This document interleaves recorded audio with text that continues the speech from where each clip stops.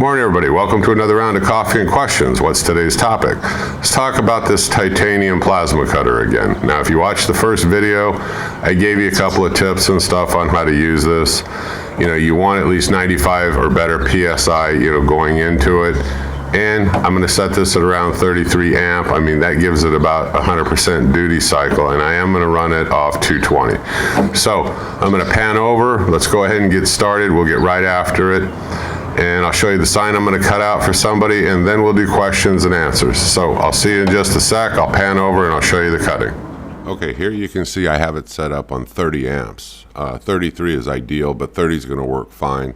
And I got my working pressure, like I said, between 95 and 100, and we'll see what it does. Okay, here you'll see I'm set up to cut, made a test cut, and you'll see on the 4 and the A, those little lines, those are my bridges to make sure that the inner pieces stay in place. All right, let's go ahead and let's do some cutting.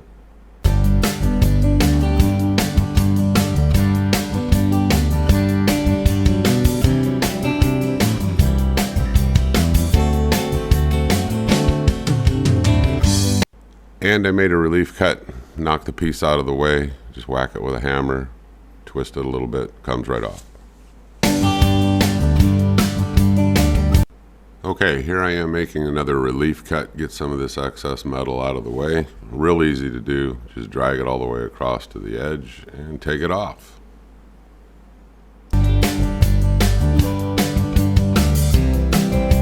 Okay, you can see where the little bridges are, and I'm staying above that, and so now I'm going to get a hammer and I'm going to take out the top part of this. I always do these little bridges first just as a reminder, and there we go.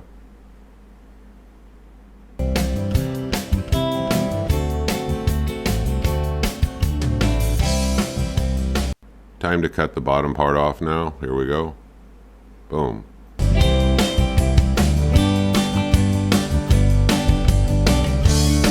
Okay, here's the finished sign. I just have it leaning up against some poles, and I'll point at a couple of areas here. I might go in with a MIG welder, put a little MIG in here and grind it off. Now you can finish this a lot of different ways. You can grind it down to bare metal. You can let it rust back out, shoot clear coat over the rust if you want to.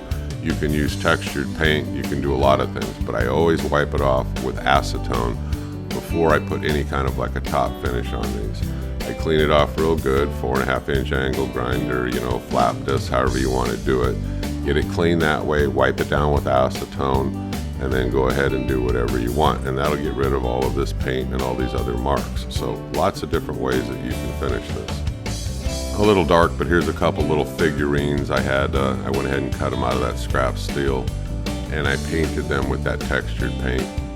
After I cleaned them up, just goofing around and just having a little bit of fun while I had it out. Okay, here's a little bit of a close-up where I took that 4.5 inch angle grinder with a flap wheel and I went over the surface of this on both sides, front and back, kind of deburring it, taking off all the slag and whatever, and you'll see all the marks on it. So this is one of the first things that I do when I'm done.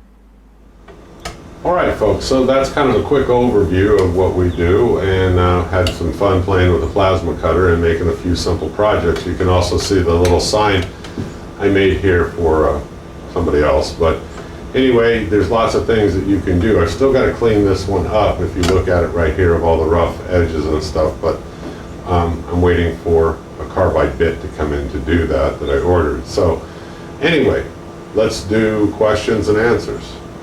So on the forum where I posted this and everybody watched the first video that we did, they came back with lots of questions. First one, where's the power switch? Why isn't it on the front? I don't know, I didn't make it, it's on the back, and it's not that big of a deal just to flip the switch. It has a water separator on the back. Now, this is up to you. I run a line that goes to a filter, and then from the filter, I use the disposables like I said in that first video, and then it goes into the unit. The hose itself can still pick up moisture and it can still reside within inside of the hose.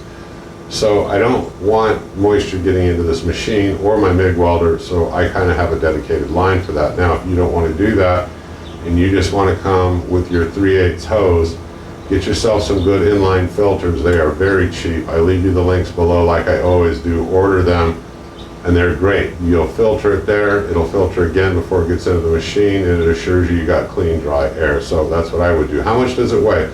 21.5 pounds. So this is kind of like a lightning round, right? Anyway, power cord, how long is it? It's 7.5 feet. Now, the leads are easy. You just put them on the front and they kind of twist lock, and you just secure it with like a plastic kind of a fitting or nut. I mean, it's really easy. It's a no-brainer kind of a thing. How long is the grounding clamp wire? It's 10 feet. How long is the torch itself and the cabling? It's 14 feet.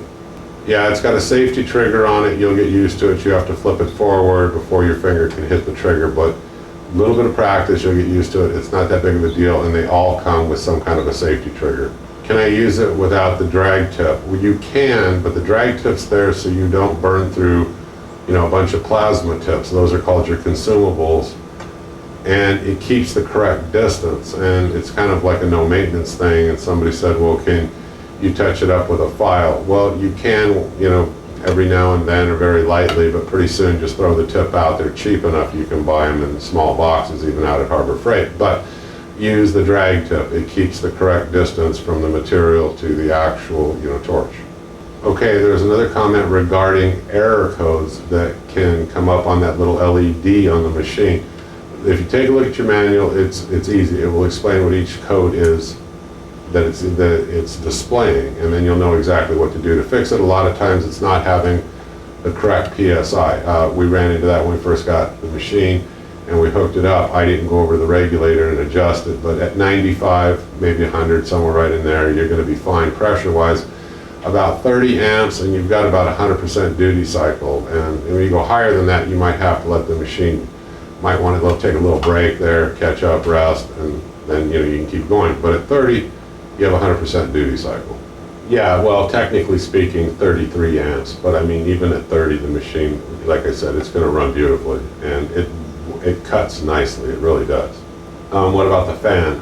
It does get a little noisy. That's the reason why I did a voiceover earlier through a lot of this, because between the unit running and the fan, it's a little loud. It's not that bad. I mean, it's a tool. You're in the garage working, but along with the compressor, it's too hard to use a mic and explain things as I'm doing. It's a lot easier just to do the voiceover, but the fan will auto turn on, auto shuts off, so there's nothing for you to do with the fan.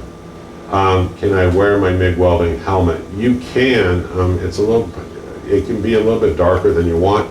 Shade 5 is what you want. And I picked these up out at Air Gas. You can get them online. I'll leave you a link below off of Amazon. I have a second pair that I got off Amazon. They're cheap enough. This is all you really need right here. Does it have a pilot arc? Yes, it does. And then somebody made a comment, well, the warranty's only 90 days. A lot of other machines that are for sale have a 1-year warranty and on and on. Well, that's true. It is a 90-day warranty. I would tell you on this just as a precaution, because you're paying pretty good money for this. Get the extended warranty, okay? This time it's worth getting. I'm not, a proponent of extended warranties, but in this case I would.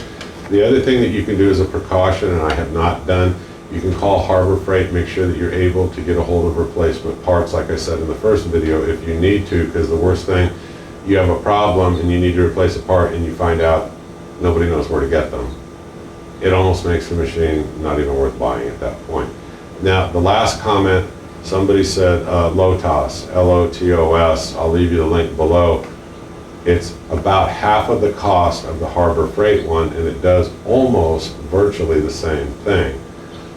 Like between 5 amps or I don't know, something like that. And a guy did a YouTube video on that. And I went over and I watched the video, and then somebody, because they had referred me to go watch that and then tell me what my thoughts are. I can't tell you. I don't own the LOTOS machine. I can't possibly own, all these pieces of equipment. The ones that I have owned is I've owned the 2 Hypertherms. This one is cheaper, by 50-60% than the Hypertherm. You'll pay twice the amount. And Hypertherm is an outstanding machine, but like I said, it's going to be costly. And this machine will do everything that I'm ever going to want it to do. So, final comments. Got my stray cats out here. We've decided they're always trying to attack birds, so I think I'm going to make kind of a high-rise bird house, bird condo kind of a thing, and try to keep them separated from each other. I thought it would be a fun project to do a YouTube video. I'm gonna make it totally out of scrap between steel and wood, have some fun doing it. Might space it out over 1, 2, 3 videos, I don't know, I haven't decided yet, but we'll do it out of total scrap. I'll use basic hand tools and basic power tools that are readily available, and we'll have some fun doing it. But I hope you click subscribe, I hope you keep following me and get something out of these videos. Use the links below, because even if you don't buy the things that I'm recommending, but you buy something else within a day or two, I get a small commission. And somebody goes, what do you use the money to buy tools? No. Usually I buy self-feeders for the cats, because I've got strays that people abandon and they live outside. So, I don't make that much, but what I do, I buy cat food with it, and pretty soon I guess bird seed, right? Might as well feed the animals, right? All right, folks, I hope you click subscribe, keep following me. You got a comment, drop it below. If you know of something better, drop it below. Otherwise, I'm going to see you on the next video. You guys have a great day. I'll see you soon. Bye-bye.